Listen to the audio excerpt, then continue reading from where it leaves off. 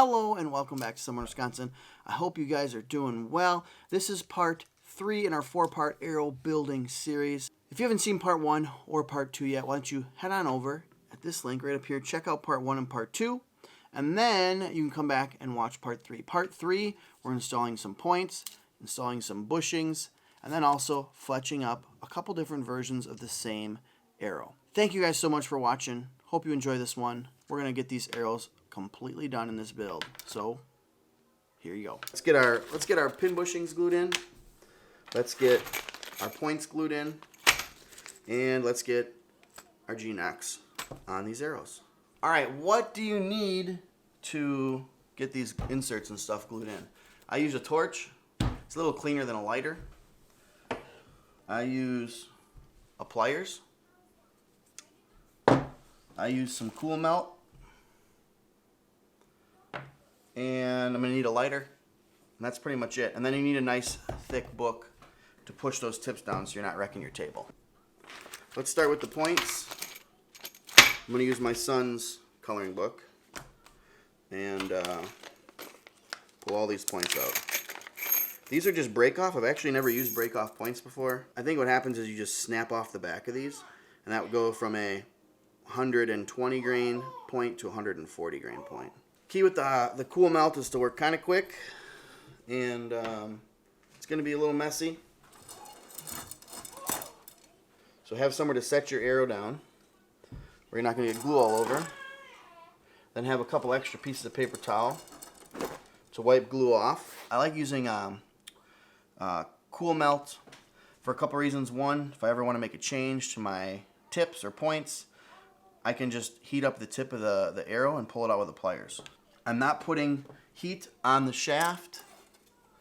I'm putting heat on the point at first, just to make it warm so that when I apply the glue it just doesn't dry right away or set.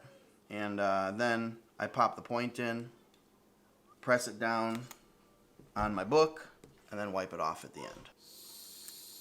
It's just a little bit easier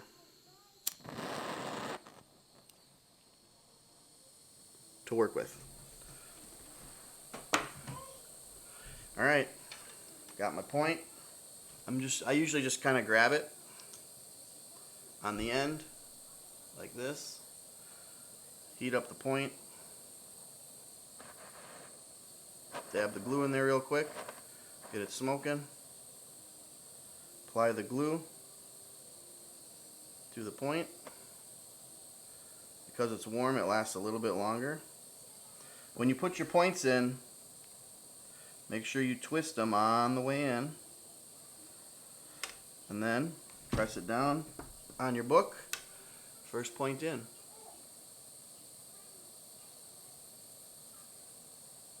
Heat it up. Dang it.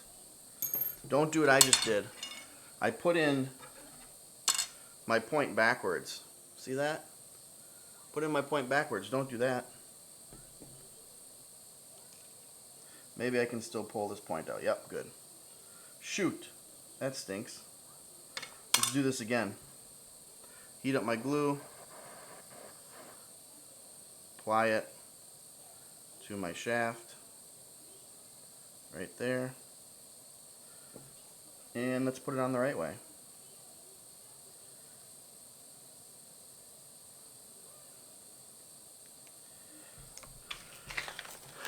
Next up, bushings. Don't use nearly the amount of glue that I use on the inserts. Just a couple, just a little tiny dab. I'm going to hold these by the end.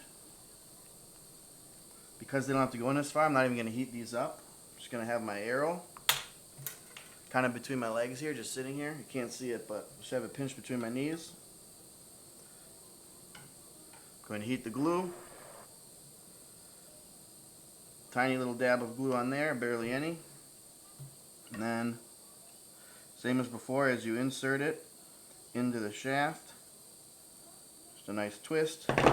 Give a little pressure to get in there all the way. Grab the insert. If you want to just put a touch of heat on it, you can, but you don't really need to. Barely any glue on that. If you don't heat it, it just sets a little faster. You got to work a little quicker. All right, last thing we do here is just rip off that glue. That is both on the knock end and the point end. You can usually just pull it off. It's like my favorite part, is pulling off that glue. Don't know why, but it is. As I said at the beginning, make sure you work on something because it is kind of a messy working with that glue.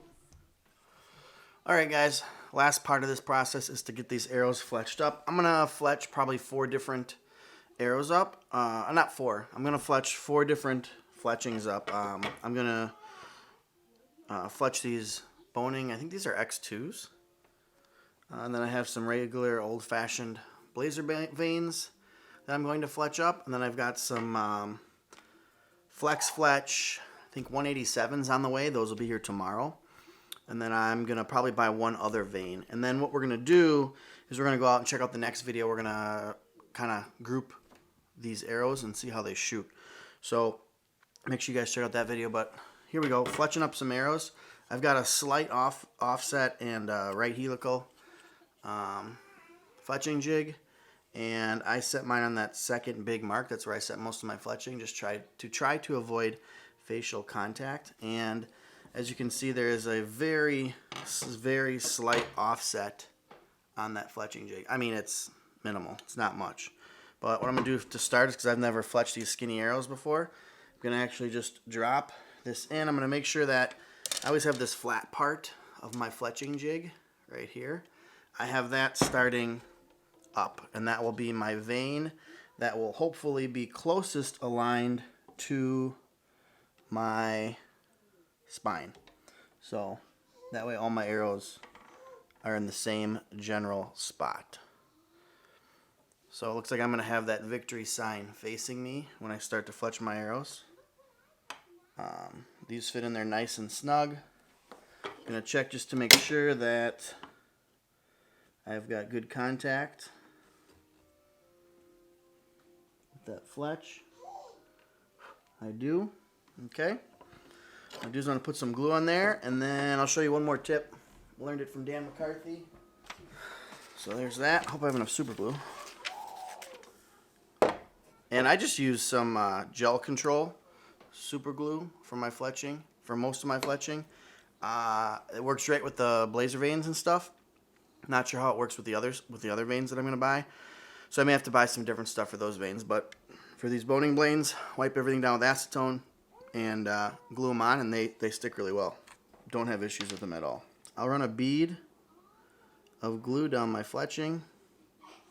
I will kind of dab it in, spread it out a little bit.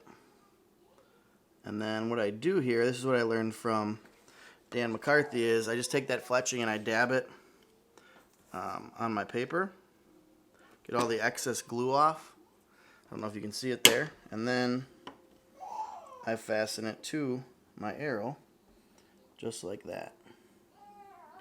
And what that does is keeps excess glue from kind of bubbling out from the arrow, because all that excess glue ends up right here on the paper.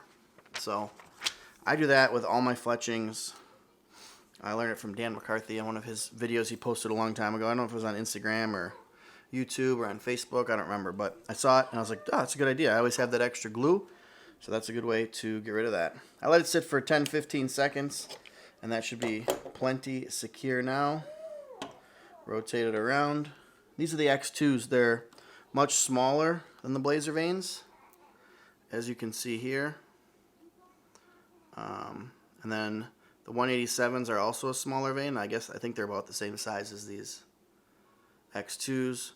The blazer veins are a little bit bigger, and then shoot the 187s and one other vein. If you guys have any suggestions on veins, let me know, especially for field arrows if you're into field archery. There's the first one. I'm just going to do one with you guys.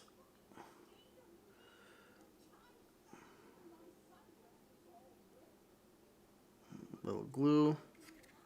Rub it in.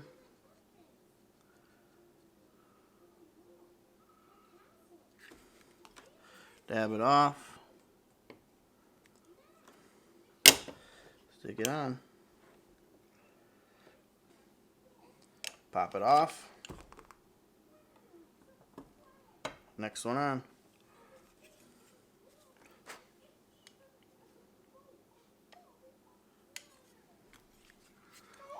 Again, I'm just lining up the back of my vane with right there.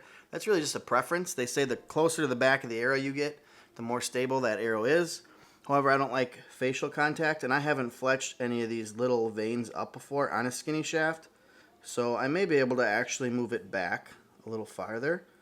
Maybe that'll be the next test that I do, is actually moving that fletching back a little bit.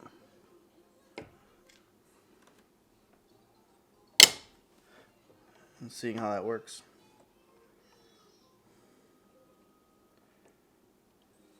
Now, if these X2s do fly the best, I'll probably go buy some brighter colors and refletch them.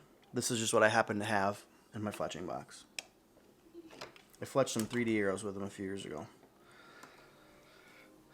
Alright, there's the finished arrow. Looks pretty good. I put a dab of glue just at the back of each spot, and I also put a dab at the front.